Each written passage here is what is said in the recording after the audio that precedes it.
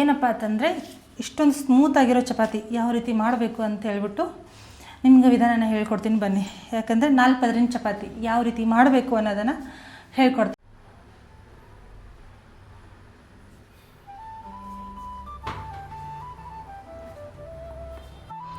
ಎಲ್ರಿಗೂ ನಮಸ್ಕಾರ. ಇವತ್ತು ಚಪಾತಿ ಹೆಂಗೆ ಮಾಡೋದನ್ನು ಹೇಳ್ಕೊಡ್ತೀನಿ ಬನ್ನಿ. ಚಪಾತಿ ತುಂಬ ಸ್ಮೂತ್ ಅದು ಮತ್ತು 4 ಪದರಿನ ಚಪಾತಿ ಯಾವ ರೀತಿ ಮಾಡಬೇಕು ಅನ್ನೋದನ್ನು, ಚಪಾತಿ ಮಾಡುವ ವಿಧಾನ ತುಂಬ ಸಿಂಪಲ್ಲಾಗಿ ಅತಿ ಕ್ವಿಕ್ಕಾಗಿ ಹೇಗೆ ಮಾಡಬೇಕಪ್ಪ ಅಂತ ಹೇಳೋದು ಹೇಳ್ಕೊಡ್ತೀನಿ ಬನ್ನಿ ನೋಡೋಣ. ನಾನು ಇಷ್ಟು ಹಿಟ್ಟು ತೊಗೊಂಡಿದ್ದೀನಿ, ಗೋಧಿ ಹಿಟ್ಟು. ಈ ಹಿಟ್ಟಿಗೆ ನಿಮಗೆ ರುಚಿಗೆ ತಕ್ಕಷ್ಟು ಉಪ್ಪು ಹಾಕ್ಕೊಳ್ಳಿ. ಇಷ್ಟು ಉಪ್ಪು ಹಾಕ್ಕೊಳ್ಳಿ. ನಾನು ಇನ್ನೊಂದು ಚೂರು ಹಾಕೋತೀನಿ. ಇಷ್ಟು ಉಪ್ಪು ಹಾಕ್ಕೊಂಡು ಇದಕ್ಕೆ ಸ್ವಲ್ಪ ಆಯಿಲ್ ಮಿಕ್ಸ್ ಮಾಡ್ಕೋತೀನಿ. ಆಯಿಲ್ ಯಾಕೆ ಹಾಕೋತೀನಿ ಅಂತಂದರೆ ಚಪಾತಿ ತಿನ್ನೋದಕ್ಕೆ ಸ್ವಲ್ಪ ಸ್ಮೂತಾಗಿ ಬರಲಿ ಅಂತ. ನೀವು ಹಿಟ್ಟು ಕಲಸೋಕ್ಕಿಂತ ಮುಂಚೆ ಸ್ವಲ್ಪ ಆಯಿಲ್ ಹಾಕೊಂಡ್ರೆ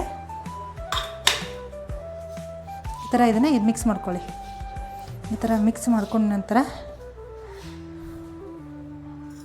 ಸ್ವಲ್ಪ ಇದನ್ನು ಕಲಸೋದಕ್ಕೆ ನೀರು,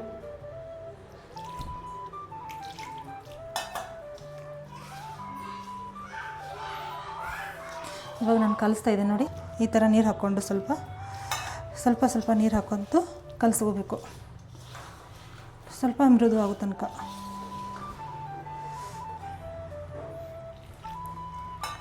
ಇದನ್ನು ನಿಮಗೆ ಸ್ವಲ್ಪ ಸ್ಮೂತ್ ಆಗೋವರೆಗೂ ಇದನ್ನು ಈ ಥರ ಕಲಸ್ಕೊಂಡಾಗ, ಇವಾಗ ಹಿಟ್ಟು ಕಲಸ್ಕೊಂಡಿದ್ದೀನಿ ಈ ರೀತಿ. ಇದು ಅಷ್ಟು ಗಟ್ಟಿ ಆಗಬಾರ್ದು, ಅಷ್ಟು ಅಳಸು ಆಗಬಾರ್ದು. ಈಗ ಒಂದು ಲೆವೆಲ್ ಬರೋ ತನಕ ನಾವು ಕಲಸ್ಕೊಂಡಿದ್ದೀವಿ ನೋಡಿ. ಇದು ಅಷ್ಟೊಂದು ಅಳಸಿಲ್ಲ ನೋಡಿ, ಈ ಥರ ಇದೆ. ಇದು ಅಷ್ಟೊಂದು ಗಟ್ಟಿನೂ ಇಲ್ಲ, ಅಷ್ಟೊಂದು ಅಳಸೂ ಇಲ್ಲ. ಇದು ಈ ಥರ. ಇವಾಗ ಈ ಹಿಟ್ಟನ್ನು ಸ್ವಲ್ಪ ಆಯಿಲ್ ಹಾಕ್ಬಿಟ್ಟು, ಇಷ್ಟು ಒಂದು ಚೂರು ಆಯಿಲ್ ಹಾಕ್ಬಿಟ್ಟು ಮೇಲೆ ಈ ರೀತಿ ಆಯಿಲ್ ಮಿಕ್ಸ್ ಮಾಡಿಬಿಟ್ಟು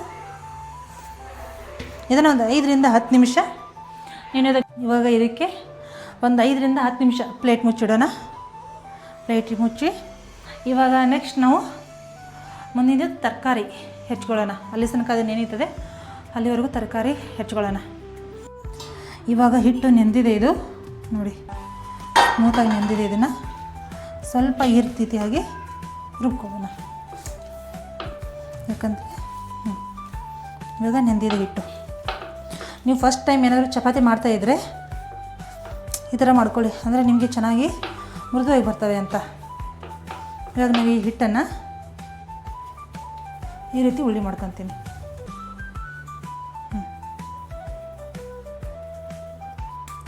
ಇಷ್ಟು ಉಳ್ಳಿ. ನಿಮಗೆ ಇದಕ್ಕಿಂತ ದಪ್ಪು ಬೇಕಾದರೆ ಇದಕ್ಕಿಂತ ದಪ್ಪು ಸಹ ನೀವು ಮಾಡ್ಕೋಬೋದು, ಇಲ್ಲ ಇದಕ್ಕಿಂತ ಸಣ್ಣ ಬೇಕಂದರೆ ಇದಕ್ಕಿಂತ ಸಣ್ಣ ಸಹ ನೀವು ಉಳ್ಳಿ ಮಾಡ್ಕೋಬೋದು. ಇಷ್ಟು ಮಾಡ್ಕೊಂಡು ನಾನು ಇವಾಗ ಸ್ವಲ್ಪ ಹಂಚು ಕಾಯಿಸೋಣ. ಸ್ವಲ್ಪ ಸ್ಲೋಂಗೆ ಇಟ್ಟು ಹಂಚು ಕಾಯಿಸೋಣ. ಇವಾಗ ಈ ಚಪಾತಿನ ಈ ರೀತಿ ಸ್ವಲ್ಪ ದೊಡ್ಡದಾಗೋ ತನಕ ಲಟ್ಟಿಸ್ಕೊಳ್ಳಿ. ಒಂದೇ ಚಪಾತಿನ ಸ್ವಲ್ಪ ಬರೋವರೆಗೂ ಕಷ್ಟನೇ ಇದು. ಯಾವ ರೀತಿ ಅಂತ ಇಲ್ಲಿ ಸ್ವಲ್ಪ ಆಯಿಲ್ ಹಾಕ್ಕೊಳ್ಳಿ. ಆಯಿಲ್ ಹಚ್ಕೊಂಡ್ಬಿಟ್ಟು ಇದನ್ನು ಈ ರೀತಿ ಫೋಲ್ಡ್ ಮಾಡ್ಕೊಳ್ಳಿ, ಮಡಚಿ. ಇದಕ್ಕೆ ಮತ್ತೆ ಸ್ವಲ್ಪ ಎಣ್ಣೆ ಹಾಕ್ಕೊಳ್ಳಿ. ನಿಮ್ಗೆ ಜಾಸ್ತಿ ಬೇಕಾದ್ರೆ ಜಾಸ್ತಿ ಹಾಕ್ಕೊಳ್ಳಿ, ಕಮ್ಮಿ ಬೇಕಾದ್ರೆ ಕಮ್ಮಿ ಹಾಕ್ಕೊಳ್ಳಿ.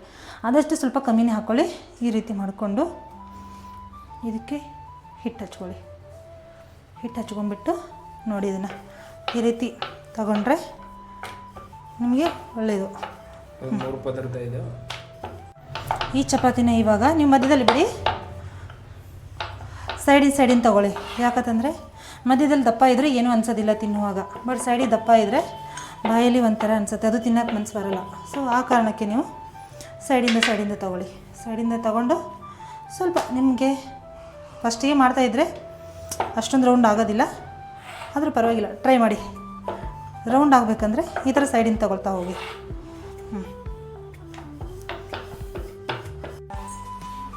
ಇವಾಗ ಇದಕ್ಕೆ ಎಣ್ಣೆ ಹಚ್ಕೊಂಡು ಈ ಥರ ಸ್ಮೂತಾಗಿ ಎತ್ಕೊಳ್ಳಿ. ಎತ್ಕೊಂಡ್ಬಿಟ್ಟು ಆರಾಮಾಗಿ ಹಾಕ್ಬೋದು. ಇದಕ್ಕೆ ಮೇಲೆ ಸ್ವಲ್ಪ ನಿಮ್ಗೆ ಬೇಕಾದರೆ ಆಯಿಲ್ ಹಾಕ್ಕೊಳ್ಳಿ, ಎಣ್ಣೆ ಹಚ್ಕೊಳ್ಳಿ. ಈ ಥರ ಸ್ವಲ್ಪ ಸ್ಮೂತಾಗಿ ಬರ್ತದೆ. ಇವಾಗ ನೋಡಿ ಅದು ಬೇಯ್ತದೆ. ಸ್ವಲ್ಪ ಅದು ಇದು ಹಸಿ ಇದೆಯಲ್ವಾ, ಸ್ವಲ್ಪ ಇದು ಈ ಥರ ಬೆಂದಿರಬೇಕದು. ಬೇಯೋ ತನಕ ವೇಟ್ ಮಾಡಿದರೆ ನಿಮಗೆ ಆಟೋಮೆಟಿಕ್ ಗೊತ್ತಾಗುತ್ತೆ. ಬೆಂದಿದೆಯೋ ಇಲ್ಲೋ ಅಂತ. ಇವಾಗ ಇದನ್ನು ಹಿಂಗೆ ತಿರುಗಿ ಹಾಕ್ಬೇಕು ಇವಾಗ. ಓಕೆ, ಇವಾಗ ಎಷ್ಟಾಯಿತು ಆಫ್ ಮಾಡು ಮತ್ತೆ. ಈ ಚಪಾತಿನ ಈ ಥರ ಬೈಸ್ಕೊಂಡ್ರೆ ನಿಮಗೆ ತಿನ್ನೋಕೆ ಈಸಿ ಆಗುತ್ತೆ. ತಿನ್ನೋಕೆ ಈಸಿ ಅಂದರೆ ಸ್ಮೂತಾಗಿ ಆಗುತ್ತೆ ಚಪಾತಿ. ನೋಡಿ, ಇದು ಎಲ್ಲೆಲ್ಲಿ ಹಸಿ ಇದೆ ನೋಡಿ ಅಲ್ಲಿ ಈ ಥರ ಮಡಚಿಬಿಟ್ಟು ಬೈಸ್ಕೊಳ್ಳಿ. ಗೊತ್ತಾಗುತ್ತಲ್ಲ ಇಲ್ಲಿ ಹಸಿ ಇದೆ ಅಂತ. ಇವಾಗ ಈ ಕಡೆ ನಾವು ತಿರುಗಿ ಹಾಕ್ಕೋಬೇಕು. ತಿರುಗಿ ಹಾಕೊಂಡಾಗ ಚಪಾತಿ ಬರುತ್ತೆ. ಆಟೋಮೆಟಿಕ್ ನೋಡಿದಾಗ ಗೊತ್ತಾಗುತ್ತೆ ಹಸಿ ಇದೆ ಅಂತ. ಇದನ್ನು ನಾವು ಚೆನ್ನಾಗಿ ಎಷ್ಟು ಚೆನ್ನಾಗಿ ಬೇಯಿಸ್ಕೊತಿದ್ವೋ ಅಷ್ಟು ಚೆನ್ನಾಗಿ ಬರುತ್ತೆ. ನೀವು ನೋಡಿದಿರಲ್ಲ ಈ ಚಪಾತಿ ಎಷ್ಟೊಂದು ಮೃದುವಾಗಿದೆ ಅಂತ ನೋಡಿ, ಇಷ್ಟೊಂದು ಸ್ಮೂತಾಗಿ ಚಪಾತಿ. ಇಲ್ಲಿ ನೋಡಿ ಇದರಲ್ಲಿ ಎಷ್ಟು ಪದರ ಇದೆ ಅಂತ. ಈ ಥರ ನೀವು ಮುರಿದಾಗ ನಿಮಗೆ ಗೊತ್ತಾಗುತ್ತೆ. ಚಪಾತಿ ಒಂದು 2 ಇರಿ, 3 ಪದರ ಇದೆ. ಲೇಯರ್ ಎಷ್ಟೊಂದು ಸ್ಮೂತಾಗಿದೆ ಲೇಯರ್ ನೋಡಿ. ನೀವು ಹಾಗೇನೂ ತಿನ್ಬೋದು. ಈ ಥರ ಲೇಯರು ನೋಡಿದ್ರಲ್ಲ ನೀವು, ಈ ಥರ ಲೇಯರು 4 ಪದರ ತೋರಿಸಿ ಐತೆ. 4 ಪದರ ಅಂತ ಇದೆ ನೋಡಿ. ಇಷ್ಟೊಂದು ಸ್ಮೂತಾಗಿರೋ ಚಪಾತಿ. ನೀವು 4 ಪದರ ಚಪಾತಿ ಮಾಡಿದರೆ ಇಷ್ಟೊಂದು ಸ್ಮೂತಾಗಿರುತ್ತೆ ನೋಡಿ. ನೀವು ಹೆಂಗೆ ಬೇಕಾದರೂ ಕೊಡ್ಬೋದು, ತಿನ್ಬೋದು. ನೀವು ಇದನ್ನು ಟೀ ಜೊತೆನಾದರೂ ತಿನ್ಬೋದು, ಟೀ ಚಪಾತಿ ಜೊತೆ. ಇಷ್ಟೊಂದು ಸ್ಮೂತಾಗಿರೋ ಚಪಾತಿ ನೋಡಿ ಹೆಂಗಿದೆ ಅಂತ.